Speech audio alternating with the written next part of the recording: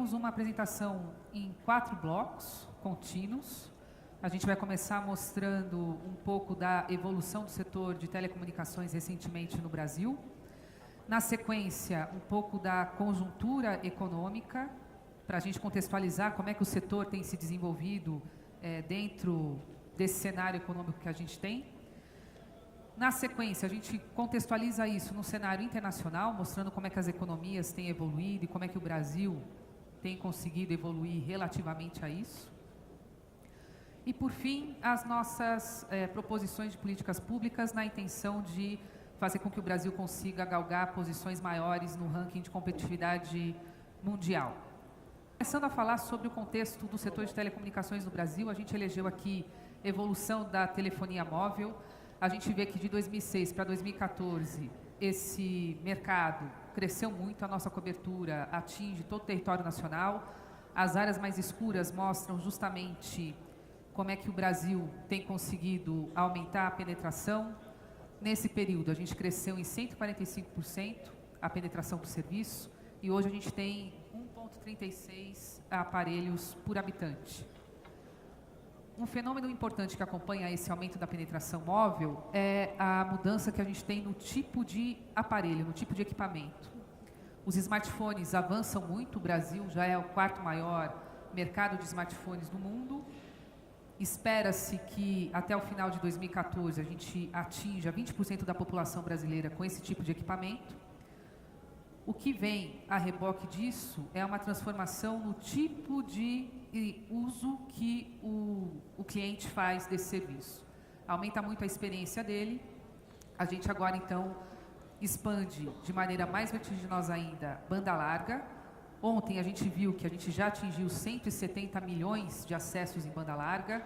Aqui a gente está mostrando os dados até julho para conseguir quebrar o que dessa banda larga já é por 3G, já é por 4G. Um crescimento de 60% em 12 meses, enquanto que a banda larga cresceu 50%, considerando ainda 165, é mais porque a gente já está com 170, e já estamos desatualizados daquilo que a gente mostrou ontem, porque esse número cresce continuamente. E a gente espera que essa tecnologia de 4G cresça ainda mais de importância. O que fica de recado? O esforço de massificação do serviço de telecomunicações ele é constante, dado que a tecnologia avança continuamente. Então, a gente expande telefonia móvel com voz, agora a gente tem telefonia móvel, voz e dados, 4G já a última fronteira crescendo de espaço, e o que torna esse uso cada vez mais intenso, dado que a experiência do usuário com o smartphone é muito mais ampliada. Isso tudo se consegue com muito investimento. Aqui a gente tem nos gráficos de barra os investimentos anuais em valores nominais, mostrando uma reta contínua aqui, que mostra uma aceleração, uma velocidade crescente. Olhando o nosso último ano disponível, 2013, contra a média dos últimos 5 anos, para o setor total de telecomunicações, a gente investiu 14,1% acima da média dos últimos 5 anos. Se a gente quebrar só a telefonia móvel, a gente também tem esse crescimento contínuo, muito expressivo, e também o último ano superando a média dos últimos 5 anos. Isso tudo dá um peso, uma relevância significativa para o setor de telecomunicações na economia.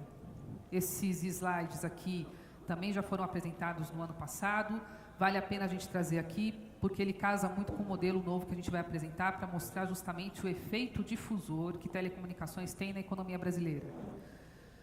Ele representa, a receita dele representa 4,7% do PIB, e se a gente faz um modelo chamado matriz insumo-produto, em que a gente coloca todos os setores da economia numa forma matricial e faz um choque, supondo 1 milhão de investimentos num setor específico, a gente consegue ver o efeito para trás e para frente que isso gera na economia. Ou seja, o quanto que esse setor aquece quem lhe fornece insumos, o quanto que esse setor aquece setores à frente, para gerar o que a gente chama de efeitos multiplicadores. A gente vê que telecomunicações tem um efeito de 1,44 milhões, ou seja, para cada 1 milhão investido, a gente volta a 1,44 milhões. É bem superior ao que a gente tem, por exemplo, o setor de automobilística, que aí a gente volta a 1,23. Se for falar do efeito multiplicador em ocupação, é maior ainda. Esse 1 milhão gera 40,6 postos de trabalho ao longo de um ano, e em automobilística a gente gera 34,8. Isso não é tudo. Por quê? Porque aqui a gente está olhando exatamente o que a gente consegue quantificar, portanto é um exercício extremamente parcimonioso. Se a gente conseguir quantificar todas as externalidades positivas que o setor gera, esses valores ficam ainda mais significativos. Um jeito da gente colocar proxies aqui para expandir essa análise e pensar nos efeitos socioeconômicos é a gente se aprofundar nessa questão do emprego, ou seja, as externalidades positivas que a gente consegue gerar no setor de telecomunicações, como é que isso se transborda para empregos formais. O que a gente enxerga?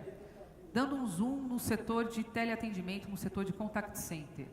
Um efeito muito positivo que o setor de telecomunicações gera, diferente de outras atividades econômicas, é a capacidade de gerar empregos formais de maneira difusa no território nacional. Isso, na nossa realidade, é ainda mais importante, visto que não é apenas um desafio de crescer e aumentar a competitividade, mas crescer de maneira inclusiva. Então, a gente vê aqui que o contact center cresce nas regiões norte e nordeste de uma maneira ainda maior do que o mercado de trabalho total. E a importância, a relevância dessas áreas para atrair esse tipo de atividade econômica aumenta e cria lá oportunidades de emprego formal em áreas que são realmente muito mais carentes de atividade econômica. O que isso tem de mais relevante? Por que a gente está dando esse zoom no setor de contact center? Olhando dados públicos sobre qual é o tipo do perfil desse trabalhador, a gente vê que mais da metade são filhos. Ou seja, eles normalmente vêm de uma situação familiar em que o pai ele tinha uma atividade no setor informal e essa pessoa consegue entrar no mercado formal de trabalho e por ter ali uma jornada menor do que a gente observa na média da economia, a gente nota que esse trabalhador consegue conciliar as atividades do trabalho formal também com estudo. Isso aumenta muito a ascensão social, melhorando a condição de empregabilidade desse público-alvo. Então, isso aqui é uma externalidade positiva que aquele efeito multiplicador lá não capta e que a gente consegue ver aqui essa capacidade de transformação que o setor de telecomunicações gera na economia. Pensando, então, ao invés daquele choque positivo, o contrário, vamos pensar um choque negativo. Vamos pensar em excluir dessa nossa matriz de insumo-produto essa linha contact center. Como essa linha contact center, ela tem efeitos para trás, ela tem efeitos para frente, ela tem esses efeitos positivos todos de emprego e renda que a gente olhou, se a gente excluir ela da matriz de insumo-produto, a gente vai perder o equivalente ao PIB de Porto Alegre em produção, o equivalente à população de Campinas em postos de trabalho, o equivalente ao PIB de Teresina em termos de salários gerados. Como a gente vai ter uma caixa específica para ações de cunho de ambiente institucional, é bem importante a gente ter isso em mente, dadas as discussões que a gente tem enxergado na economia brasileira em torno da terceirização, ou seja, se a gente chegar ao limite de proibir a terceirização de mão de obra, como esse setor aqui, a gente vai ter um efeito negativo muito grande, principalmente no mercado de trabalho formal, principalmente nas regiões que são mais carentes de atividade econômica para gerar realmente esse processo de inclusão e esse efeito de transbordamento na sociedade brasileira. Isso posto, vamos agora olhar o que está acontecendo com a economia propriamente dita. Então, a gente vê já que o setor de telecomunicações avança, tem aí alguns sinais amarelos que a gente vai salientar já, e que ele tem uma importância socioeconômica muito importante, muito inclusiva para a economia. O que a gente tem enxergado na economia, então? O Brasil continua sendo uma economia muito grande, a gente continua ocupando a posição de número 7 no ranking mundial em 2013 de PIB, mas se a gente for olhar PIB per capita, a gente já vai para a posição número 94. O que isso quer dizer? Que as nossas desigualdades têm diminuindo, sim. Isso a gente nota vendo que a barra azul clara tem crescido, ou seja, a participação da classe C tem aumentado, a participação da classe D tem se reduzido, porém, a desigualdade ainda é muito grande e isso a gente vê pelo rendimento médio em cada faixa de renda. A gente tem lá na AB R$ 8,5 mil mês e na DE R$ 900 mil mês. A gente tem uma diferença bem grande, então crescemos, continuamos uma economia muito grande, somos uma economia muito grande, as desigualdades têm se reduzido, mas temos aí desafios importantes em termos de ter um mercado ainda mais agregador. No curto prazo, o que a gente nota? Uma piora nas contas públicas, aqui a gente elegeu o superávit primário para ilustrar, Isso é importante para a gente pensar sobre a capacidade de investimento do setor público versus setor privado, para a gente falar lá das nossas ações já já. E, no longo prazo, uma expectativa de um crescimento ainda tímido, aquém do que a gente observa em economias similares à nossa, principalmente no grupo dos BRICS. A gente deve fechar o ano de 2014 com um crescimento de 1% e chegar em 2017 com um crescimento ainda inferior a 3% ao ano. Essas são as estimativas atuais da LCA. O mercado consumidor foi uma alavanca muito importante para todos os números que a gente mostrou até aqui. Ele realmente cresceu acima do crescimento do PIB total, mas ele vem mostrando sinais de desaceleração, justamente por conta de uma queda da confiança do consumidor e um aumento na inflação. A inflação aqui na linha medida com todos os seus componentes, o ponto acima, 7,3, é quando a gente mede só aquilo que a gente chama de preços livres, ou seja, tirando o mercado regulado, a gente tem uma sensação de inflação ainda mais significativa. Temos uma taxa de juros que voltou a ser a mais elevada do mundo, temos uma economia mais fechada do que economias parecidas, quando a gente tem esse índice de abertura, e o saldo em conta corrente em trajetória negativa. Quando a gente começa a olhar para esses componentes de variável externa, a gente começa a pensar em competitividade, ou seja, como é que será que está a competitividade brasileira em relação às outras economias mundiais. E é justamente isso que se pretende fazer com esses indicadores do Fórum Econômico Mundial. Sim, tem uma série de ressalvas metodológicas que a gente pode fazer aqui sobre essa metodologia, ela é sempre amostral, ela é qualitativa, mas bem ou mal é um termômetro que várias economias usam e que vale a pena a gente se debruçar sobre eles para ver onde é que estão os nossos pontos fracos, onde é que estão os nossos pontos fortes e a partir daí ver como é que a gente pode avançar para superar isso. O Brasil, no que foi divulgado na semana passada, ocupa a posição de número 57 entre 144 economias que compuseram a amostra na última pesquisa. Nossa principal força é tamanho de mercado, e aqui já acende uma luz amarela, porque se a gente mostrou que o mercado consumidor vem arrefecendo e essa é a nossa principal força, a gente tem que achar outros alicerces, porque essa aposta pode se tornar mais sensível e perigosa para os próximos períodos. Em disponibilidade tecnológica, a gente ocupa a posição de número 58, em infraestrutura, 76, em saúde e educação, o número 77. Cada um desses pilares é composto por vários indicadores, os próximos slides eu vou mostrar algum deles. Então, vamos ver, por exemplo, infraestrutura. Infraestrutura, que lá a gente mostrou a posição 76, aqui a gente vê que há vários setores bem abaixo ainda dessa nota geral.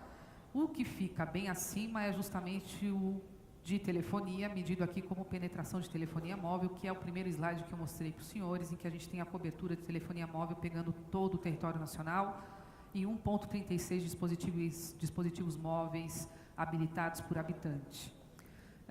Se a gente olhar em instituições, a gente também ficamos na penúltima posição em termos de peso de regulação governamental, atrás apenas da gente a Venezuela.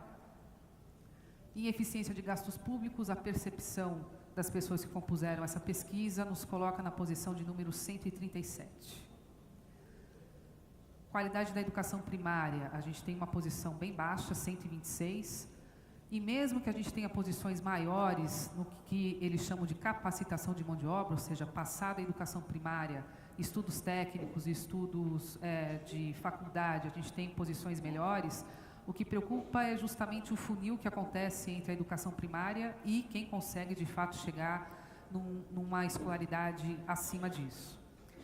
O que reforça bem essa importância de se criar mercado de trabalho formal de maneira difusa, com condições de aprimoramento e de maior educação de uma maneira mais ampla na economia. O programa de banda larga nas escolas, ele é um sucesso, sim, a gente já tem aqui 68 mil escolas públicas conectadas, porém, o uso é muito tímido. A gente ainda precisa aumentar o uso para sentir esse efeito de maneira significativa na economia como um todo. A infraestrutura já chegou, mas a utilidade ainda é muito tímida. Temos destaque em intercâmbio tecnológico para TICs, ou seja, a gente realmente tem aqui uma abertura e uma participação de atores externos que nos deixam em dia com o que tem aparecido de mais novidade, de maior inovação no que diz respeito a isso, porém a gente tem uma baixa qualificação de mão de obra apta, de fato, usar de forma intensiva esse potencial de TICs. E TICs são importantes? São. A gente avaliou aqui várias experiências internacionais, a gente tem uma versão ampliada desse trabalho que lista uma série de iniciativas que passam por saúde, passam por educação, passam por infraestrutura e que dão realmente um salto na produtividade das economias, ou seja, a gente consegue fazer mais em menos tempo e melhor. Então, mesmo no caso do Brasil, a gente compilou a experiência do Banco Postal, em que a gente consegue ver o efeito econômico que a gente gera nas localidades em que o fato de você ter agora uma agência bancária faz com que todo mundo receba seu salário onde mora e gaste o seu salário ali, e isso gera um efeito multiplicador muito grande e significativo em localidades de mais baixa renda, né? E isso é uma ação que a TIC consegue propiciar de maneira mais rápida e intensa. Então, com base nisso, qual foi o desafio em termos de modelagem econômica que nos foi dado nesse ano? De adaptarmos o nosso modelo de GAPS, que já é de conhecimento dos senhores, em que a gente tinha lá um mapa de desigualdade dos países, para que a gente consiga, de alguma maneira, relacionar investimentos em TIC com a evolução na competitividade das economias. Para tanto, a gente desenvolveu um modelo em 2 eixos. O eixo horizontal, ele tem um conjunto de variáveis que permite medir o acesso, ou seja, ele está mais ligado a questões de infraestrutura mesmo, mas não só a infraestrutura pura, já com alguns elementos que permitam captar a habilidade daquela economia de fato acessar TICs. E no eixo vertical, as condições para o uso propriamente dito. Então, aqui a gente vai ter questões muito mais dada a infraestrutura, como é que as pessoas conseguem fazer uso desse conteúdo e, portanto, ter o conteúdo já é algo que a gente consegue captar aqui. Construímos isso é uma adaptação de um modelo apresentado pela Febratel em 2005, em que a gente tinha esse modelo apresentado pela Telebrasil em 2005, a gente tinha aqui esses 2 eixos, adaptamos esses 2 eixos com 2 propósitos: da gente conseguir conversar melhor com o Fórum Econômico Mundial e também da gente conseguir replicar esse modelo em nível estadual, ou seja, conseguir ver as desigualdades estaduais de ter ou não acesso e uso de TIC. Colocando esses 4 quadrantes, o que a gente percebe? O quadrante inferior, a gente vai ter níveis baixos, tanto de uso quanto de acesso, tanto do eixo vertical quanto do eixo horizontal. E a meta é caminhar cada vez mais para o quadrante mais escuro, em que a gente vai ter valores tanto de acesso quanto condições de uso maiores. Olhando para o mundo em 2005, a gente tem essa foto. O Brasil é a bolinha amarela, as 2 bolinhas verdes são os extremos do Brasil, ou seja, o estado mais bem posicionado lá no quadrante mais escuro, a gente já tinha condição de figurar no melhor quadrante, e aqui a gente também tem alguém no quadrante inferior, isso mostra realmente uma situação de desigualdade, e o Brasil ali mostrando que a gente tinha já em 2005 muito mais condições de acesso, porque a gente está em valores maiores no eixo horizontal, do que condições de uso propriamente dito, que é o que a gente enxerga no eixo vertical. O que será que aconteceu ao longo do tempo? Ao longo do tempo a gente espera que todo mundo avance, e a ideia é ver conforme a gente consegue avançar na diagonal, porque a gente vai melhorando nos 2 eixos, e vendo nossa posição relativa em relação ao que o mundo tem feito. Em 2012, o Brasil consegue sim chegar no primeiro quadrante, mas veja que ele está bem limítrofe ali. Ele está já numa posição melhor, conseguimos ficar no quadrante mais escuro, mas a gente está ali um pouquinho no limite de passar para um quadrante abaixo. Em termos de simulação, olhando para os estados brasileiros, como a gente plotou os extremos, a gente enxerga isso aqui. A região norte e nordeste, que estão em amarelo e em verde, ficam no quadrante com valores mais modestos, tanto para acesso quanto para condições de uso, em 2005. E em 2012 a gente vê que a gente espalha, mas tem uma barreira difícil de ultrapassar de um quadrante para o outro, que represa a maior parte ainda dos estados, norte e nordeste, continuam ali na fronteira, no limite do outro quadrante. Esse é o perigo, inclusive, para as economias. Você chegar muito perto de um quadrante superior e, de repente, você não conseguir ultrapassar isso. Os ganhos marginais, eles vão ser sempre mais suaves quando a gente já está no quadrante superior, mas é importante que a gente não interrompa a trajetória de subida e consiga ir dando saltos para, de fato, apresentar essa evolução consistentemente ao longo do tempo. O que fizemos? Como a Telebrasil apresentou esse estudo em 2005, em que compunha ali uma agenda pública muito calcada em TICs, a gente simulou nesse nosso modelo onde o Brasil estaria caso essa agenda tivesse sido implementada. Então, essa bolinha amarela mostra exatamente onde estamos hoje. Conhecemos as políticas que foram indicadas, simulamos nos eixos para ver onde o Brasil teria condições de chegar. E a gente vê que o Brasil estaria muito mais próximo da Itália e Chile, descolando aí de México e Colômbia, e já estaria nos levando muito mais para o centro desse quadrante superior, que é onde a gente precisa estar para chegar de um jeito mais estável e sustentável no quadrante superior. Isso aqui demonstra, dentro desse modelo, como que os efeitos em TICs, de fato, aumentam a nossa competitividade. Fazendo um paralelo com o Fórum Econômico Mundial, nos dias de hoje, a gente teria condições de estar 10 posições à frente. Ao invés de estar lá em 57, a gente já estaria em 47. Com base nisso, a gente começa a desenhar, então, quais que seriam as principais políticas econômicas que deveriam ser implementadas no futuro próximo, para a gente conseguir manter essa trajetória virtuosa de se firmar nesse quadrante superior. E estamos aqui numa situação amarela, digamos assim, para aquela trajetória positiva de investimentos que foi crucial para os números positivos de telecom que a gente apresentou aqui. A gente vê, como já foi mostrado no primeiro painel de hoje, com muito detalhe, como que custo de capital, obrigações regulatórias, impostos e fundos, custos com licença, prejudicam a rentabilidade e, consequentemente, a capacidade de investimento do setor privado. Isso foi exaustivamente aqui apresentado. Adicionalmente ao que já foi apresentado sobre isso, a gente recupera aqui um slide apresentado no painel passado, atualizando, para mostrar que hoje continuamos com um recolhimento aos cofres públicos muito significativo. Em 2013, a gente observa um recolhimento de 59 bilhões aos cofres públicos, sendo que desses 59 bilhões, 7,2 bi em FUST, Funtel e Fistel, e 51,8 bi em demais tributos. Isso faz com que a gente tenha tributos e fundos respondendo por mais de 5 vezes o lucro líquido. E se a gente for olhar aqui a relação de receita de serviços comparando esses valores, tributos e fundos respondem por 29,3 e o que fica para o acionista 2,5 é uma proporção em torno de 12 vezes. Então, isso comprova aquela balança desnivelada e preocupa muito a trajetória de investimento crescente que a gente apontou e que precisa continuar crescente, dado que investimentos em massificação no setor de telecomunicações são constantes.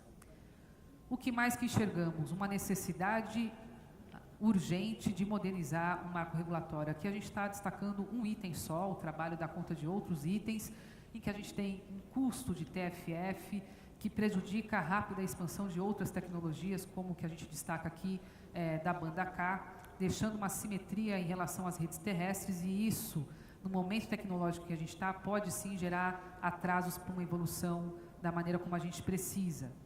E maior celeridade também na efetivação das políticas, ou seja, sim, fazemos muitas coisas positivas para o setor também, mas da maneira como a gente faz, e é isso que o Fórum Econômico Mundial capta, naqueles itens de ambiente institucional e de regulação, a gente acaba enxergando uma morosidade grande para sentir a efetividade disso no mercado. Então, em setembro de 2012, a gente enxergou a lei que permite a desoneração do Fistel para o M2M. Caminhamos até maio de 2014, quando houve um decreto que definiu, afinal, o que seriam esses dispositivos. E agora, em agosto, com a previsão de efetivação em setembro, a gente tem a expectativa de sentir, de fato, o efeito dessa desoneração tão importante para a internet das coisas, para o M2M. Um outro caráter da nossa economia que impõe urgência nas mudanças é o chamado bônus demográfico. ou seja, tudo que a gente tem falado sobre essa necessidade de capacitação, de aumentar a produtividade da mão de obra, vai criando uma urgência ainda maior, porque já a gente vai ter na economia brasileira mais pessoas saindo do mercado de trabalho do que pessoas entrando no mercado de trabalho. Significa dizer que quem entra vai ter que produzir mais e melhor por mais pessoas. Isso é ganho de produtividade, isso se consegue com capacitação e efeitos que se demoram a ser sentidos, né?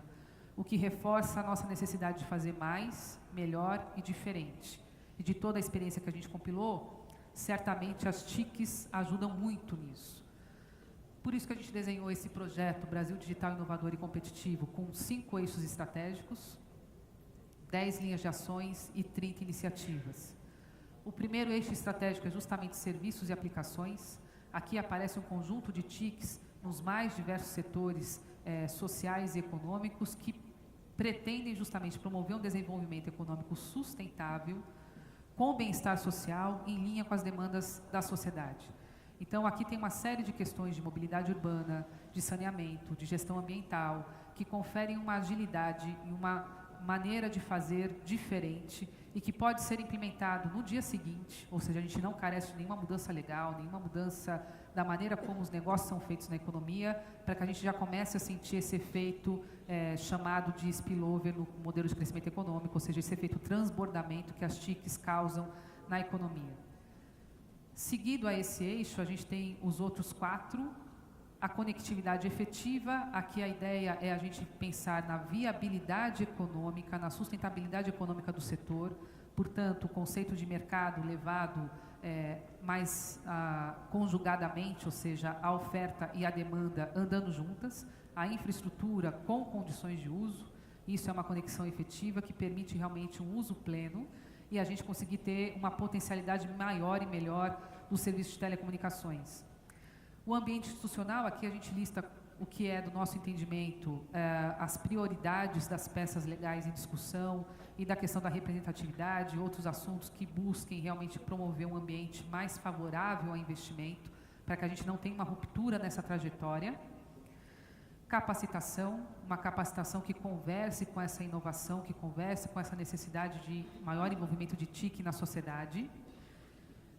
Inovação e empreendedorismo, para que a gente tenha esse ciclo virtuoso, alimentado constantemente, o que nos leva para elevar, de fato, telecomunicações como um pilar essencial para o desenvolvimento econômico e social sustentável no país.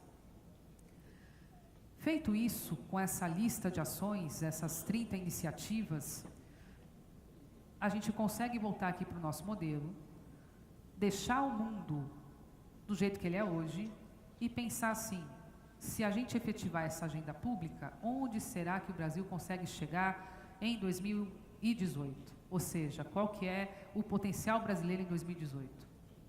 E a gente vê que a gente consegue chegar entre as atuais 30 economias mais competitivas do Fórum Econômico Mundial. A gente consegue chegar em patamares atuais de Chile e Itália, que é exatamente onde já poderíamos estar se em 2005 a gente tivesse conseguido implementar as ações indicadas no mesmo fórum aqui.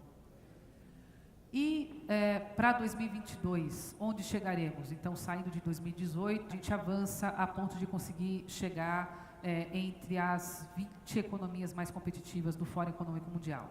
Ou seja, esse é o resultado que se espera do projeto Brasil Digital Inovador e Competitivo. O que esse modelo permite? Como ele é todo alimentado com dados públicos e ele também é alimentado com o que sai no Fórum Econômico Mundial, ele permite que a gente tenha um acompanhamento anual das políticas feitas e como é que elas de fato se refletem no nosso desenvolvimento relativo às outras economias. Então a gente vê que Colômbia, Chile fizeram uma série de ações importantes. Aqui à tarde a gente vai poder discutir o caso da Colômbia, que mostram justamente como é que essas economias evoluem mais e mais rápido. E a gente agora consegue ter uma ferramenta que permita esse acompanhamento recorrente para ver se, de fato, a agenda pública consegue impulsionar e firmar o Brasil cada vez mais no primeiro quadrante. Essa é a ideia da gente ter um projeto que permita preservar todas as conquistas que a gente mostrou aqui, ou seja, um mercado realmente pujante, relevante em linha com os avanços tecnológicos que aparecem no âmbito mundial, de uma maneira crescente, sustentável e duradoura. Esse foi o nosso propósito nesse apanhado de proposições que devem ser debatidas, ainda mais nesse ano em que a gente tem aí a discussão de um novo ciclo de governo que se inicia no ano que vem.